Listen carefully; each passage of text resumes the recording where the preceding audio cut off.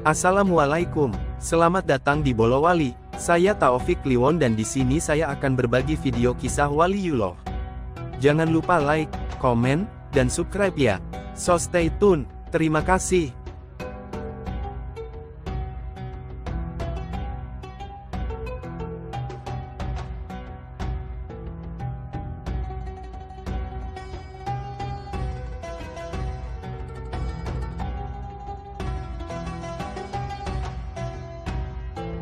Membaca kembali tulisan Asyumardi Azra berjudul, Nu Pasca Lirboyo.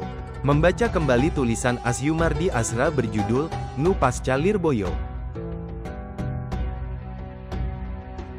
Artikel, Nu Pasca Lirboyo, karya Prof. Asyumardi Azra, tahun 1955 sampai tahun 2022, yang dimuat Forum Keadilan pada tanggal 5 Desember tahun 1999, tetap relevan dalam memahami dinamika hubungan organisasi berbasis agama seperti Nahdlatul Ulama, NU, dengan politik di Indonesia saat ini. Artikel ini menggarisbawahi dilema klasik yang dihadapi NU, menjaga karakter sosial keagamaannya sembari terlibat dalam politik praktis, sebuah tantangan yang terus hadir hingga sekarang.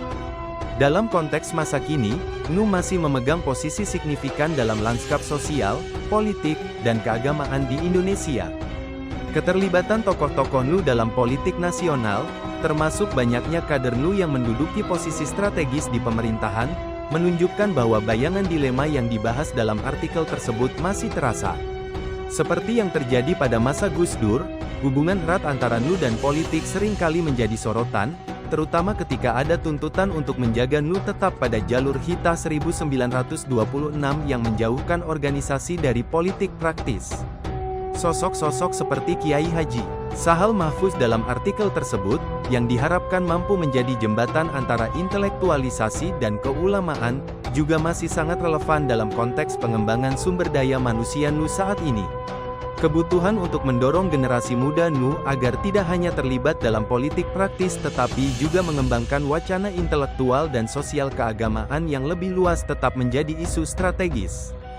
Hal ini penting untuk memastikan NU tidak hanya relevan di kancah politik, tetapi juga mampu menjadi agen transformasi sosial dan intelektual di tengah masyarakat. Asyumardi Azra membantu kita memahami bahwa tantangan NU dalam menyeimbangkan peran sosial keagamaannya dengan keterlibatan politik adalah masalah yang bersifat historis dan struktural, bukan sekadar peristiwa sesaat. Pembelajaran dari masa lalu yang diulas dalam artikel ini dapat menjadi bahan refleksi untuk menyusun strategi keberlanjutan NU sebagai organisasi yang mampu berkontribusi secara konstruktif dalam pembangunan bangsa tanpa kehilangan identitasnya. NU Pasca Lirboyo, oleh Asyumardi Azra Rektor IAIN Syarif Hidayatullah, Jakarta. Dari perspektif politik, Muktamar NU ke-30 di Lirboyo, Kediri, pekan lalu, merupakan peristiwa amat penting. Bukan hanya dalam konteks politik NU, tapi juga dalam kaitan dengan politik nasional secara keseluruhan.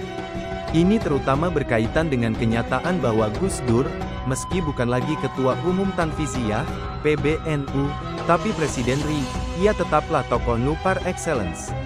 Karena itu, dengan fair dapat diasumsikan bahwa Gus Dur dan NU akan tetap saling berhubungan, baik secara terbuka maupun melalui lobi-lobi dan bahkan hotline khusus.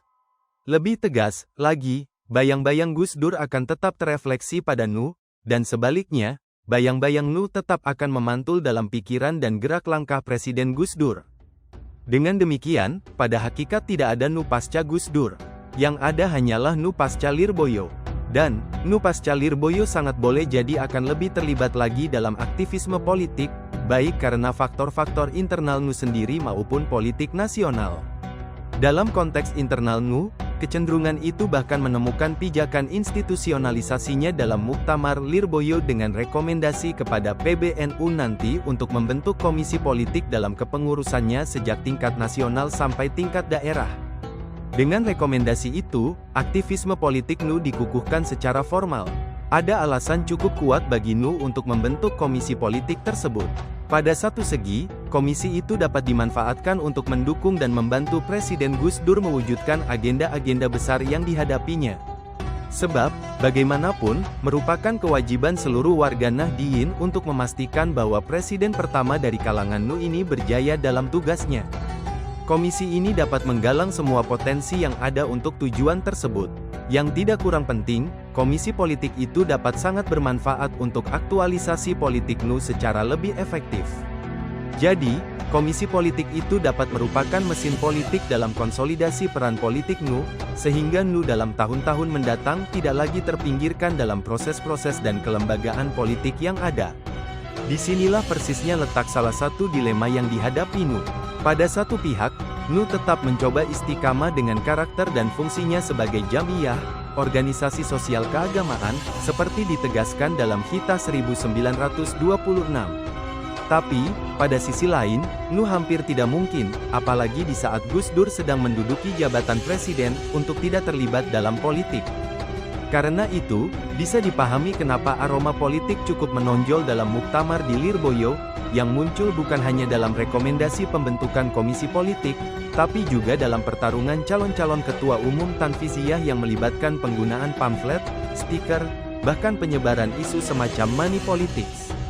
Perkembangan yang berbeda dengan muktamar-muktamar sebelumnya ini bukan hanya menunjukkan dinamika demokrasi dalam NU, tapi juga sekaligus mengindikasikan bahwa jabatan Ketua Umum PBNU khususnya semakin penting secara politis. Signifikansi politik Tanfiziyah NU juga terlihat dari figur-figur calon ketua umum yang memunculkan diri atau dimunculkan para muktamirin. Ketiga calon terakhir yang terpilih pada pemilihan tahap pertama, Kiai Haji Hashim Muzadi, Kiai Haji Dr. Aqil Siraj, dan Kiai Haji Salahuddin Wahid, tentu saja adalah ulama. Tapi, mereka juga memiliki aktivisme politik yang tinggi. Ketua Umum terpilih Kiai Haji Hashim Muzadi diduga akan mengalami kesulitan dalam membawa NU ke arah orientasi yang lebih bertumpu pada peran sosial keagamaan. Ia akan sulit sekali melakukan political disengagement NU. Jika ini terjadi, orang bisa membayangkan bahwa pola kecenderungan yang sudah cukup mapan dalam NU selama ini bisa terulang kembali, yakni terjadi tarik-menarik yang cukup kuat di antara kecenderungan aktivisme politik Tanfiziyah dengan Syuriah yang lebih bertumpu pada agenda-agenda keagamaan dan kemasyarakatan. Secara historis, Tanfiziyah yang didominasi ulama politisi lebih sering menguasai gerak langkah NU, sehingga Syuriah terlihat tidak berfungsi dengan baik.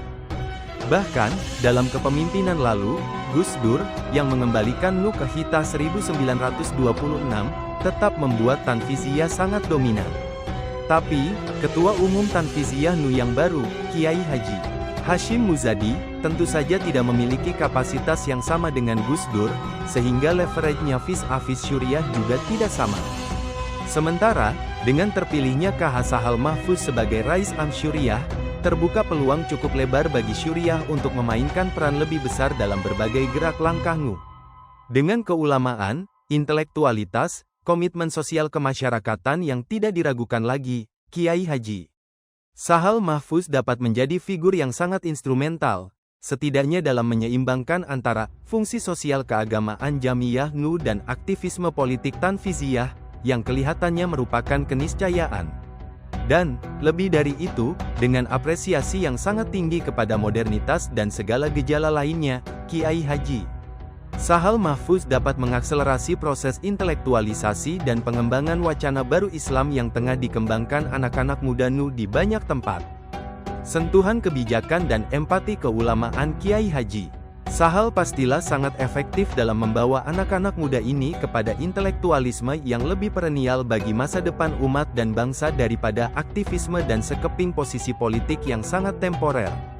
Dan, dengan cara seperti ini pula kita bisa lebih optimistis tentang akselerasi pengembangan SDM di lingkungan NU.